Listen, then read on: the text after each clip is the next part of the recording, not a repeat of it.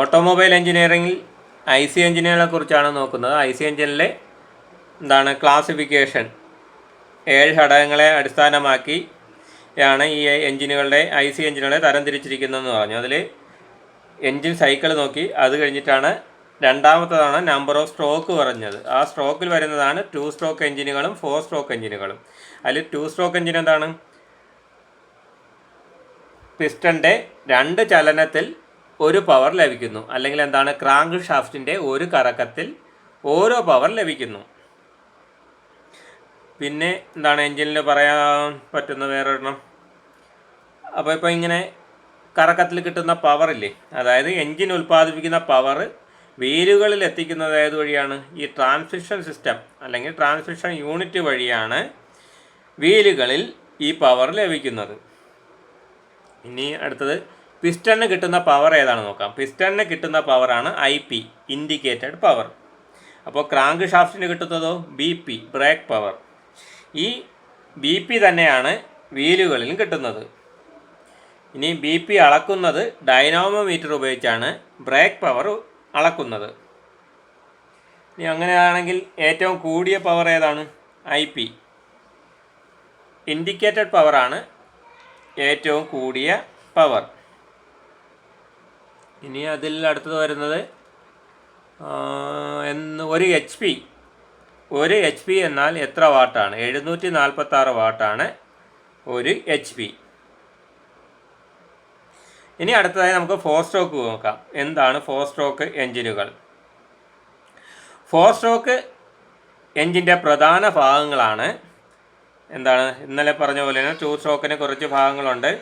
അതിൽ piston, connecting rod, crankshaft, crankcase, വാൾവുകൾ എന്താണ്? ഈ 2 സ്ട്രോക്ക് എഞ്ചിനുകളിൽ വാൾവുകൾ വരുന്നില്ല. 4 സ്ട്രോക്കിലാണ് പുതുതായി വന്നതാണ് ഈ വാൾവുകൾ. സ്പാർക്ക് പ്ലഗ്, അതൊക്കെ 2 സ്ട്രോക്കിൽ നോക്കിയത് തന്നെയാണ്, തുടങ്ങിയവ.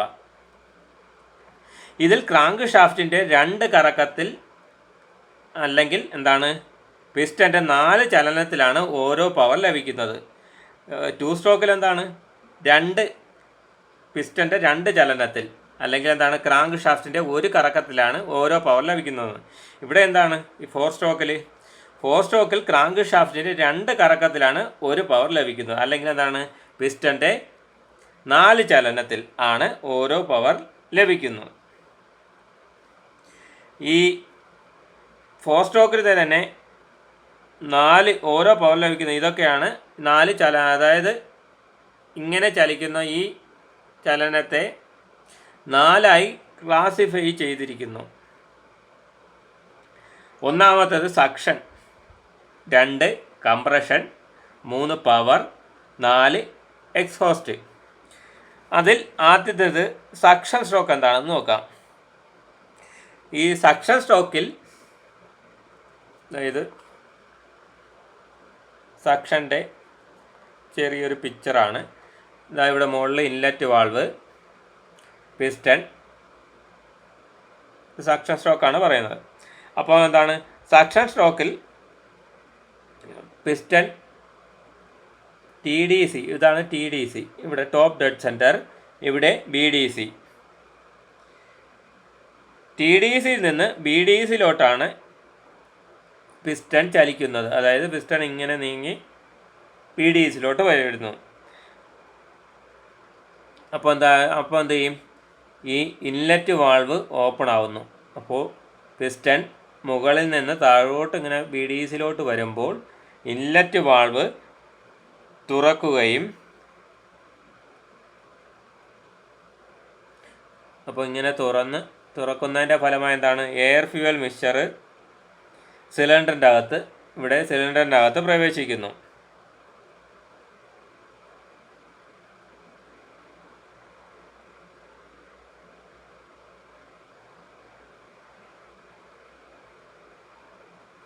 അപ്പോൾ ഇങ്ങനെ സക്ഷൻ ഷോക്കിൽ എന്താണ്, എയർ ഫ്യൂവൽ മിക്സ്ചർ അല്ലെങ്കിൽ ഇത് TDCയിൽ നിന്ന് BDCയിലോട്ട് പിസ്റ്റൺ വരുന്നതിൻ്റെ ഭാഗമായി ഇൻലെറ്റ് വാൾവുകൾ ഇങ്ങനെ തുറക്കുകയും എയർ ഫ്യൂവൽ മിശ്രിതം ഈ ഇൻലെറ്റ് വാൾവ് വഴി അകത്തേക്ക് കടക്കുകയും ചെയ്യുന്നു.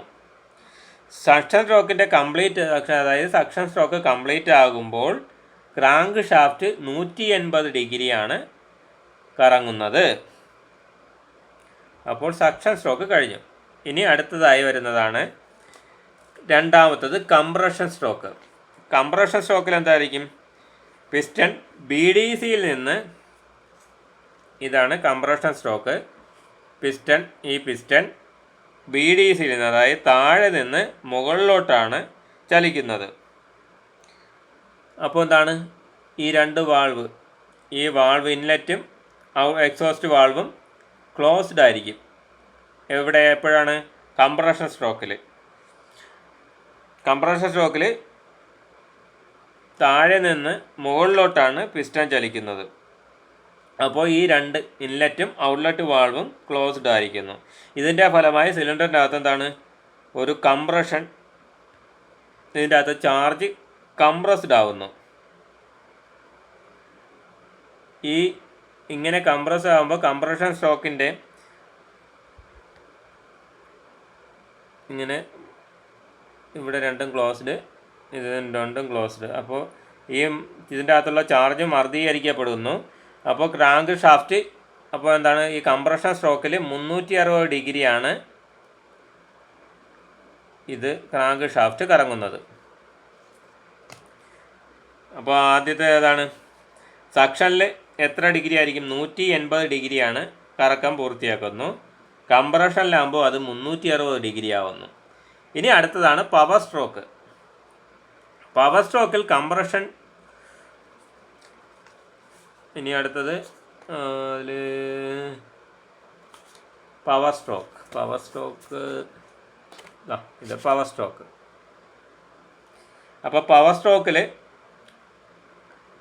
ഈ കംപ്രഷൻ സ്ട്രോക്കിൻ്റെ അവസാനം പറഞ്ഞു, ചാർജ് മർദ്ദീകരിച്ചിരിക്കുന്ന ഈ ചാർജ് ഇവിടെ കാണും. ഇങ്ങനെ വരുമ്പോൾ ഈ സ്പാർക്ക് പ്ലഗിൽ നിന്ന് സ്പാർക്ക് ഉണ്ടാകുന്നു. ഇതിൻ്റെ ഫലമായി ചാർജ് കത്തുന്നു. അപ്പോൾ എന്താണ്? ഇവിടെ ഈ മർദ്ദീകരിച്ചിരിക്കുന്ന ചാർജ് സ്പാർക്ക് പ്ലഗിൻ്റെ നിന്ന് വരുന്ന സ്പാർക്ക് കൊണ്ട് കത്തുകയും ഇവിടെ നിന്ന് പെട്ടെന്ന് മർദ്ദം ഉയരുകയും ചെയ്യുന്നു.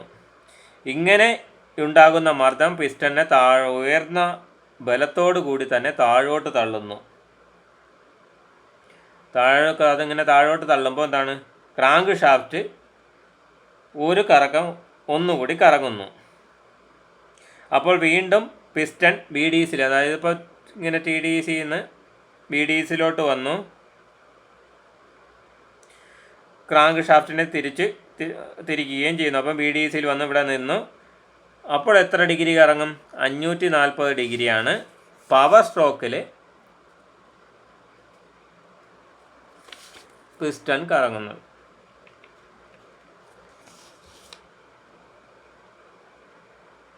ഇനി അടുത്തത് എക്സോസ്റ്റ്.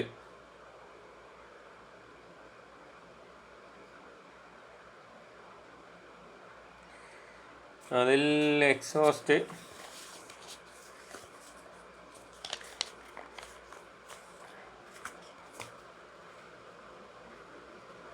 അപ്പോൾ എന്ത് പറഞ്ഞു? ഈ പവർ സ്ട്രോക്കിൽ ക്രാങ്ക് ഷാഫ്റ്റ് 540 ഡിഗ്രി കറങ്ങുന്നുവെന്ന് പറഞ്ഞു. ക്രാങ്ക് ഷാഫ്റ്റ് കറങ്ങി നിന്നു. ഇനി അവസാനം വരുന്നതാണ് എക്സോസ്റ്റ് വാൾവ്.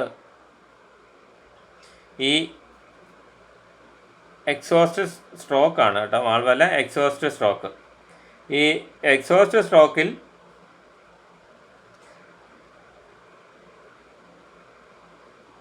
എന്താണ്? പിസ്റ്റൺ BDC, അതായത് പിസ്റ്റൺ താഴെ നിന്ന് മുകളിലോട്ടാണ് ചലിക്കുന്നു.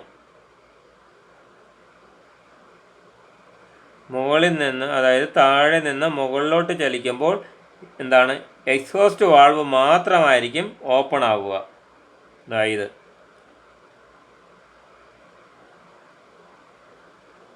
അപ്പോൾ ഇതിൻ്റെ അകത്ത് കത്തിയ കുറേ വാതകങ്ങൾ കാണും. അത് ഈ എക്സോസ്റ്റ് വാൾവിലൂടെ പുറന്തള്ളുകയും ചെയ്യുന്നു. അപ്പോൾ ഇത് പൂർത്തിയാക്കാൻ എത്രയാണ് വേണ്ടത്? 720 ഡിഗ്രി കറക്കം ക്രാങ്ക് ഷാഫ്റ്റ് കറങ്ങുകയും.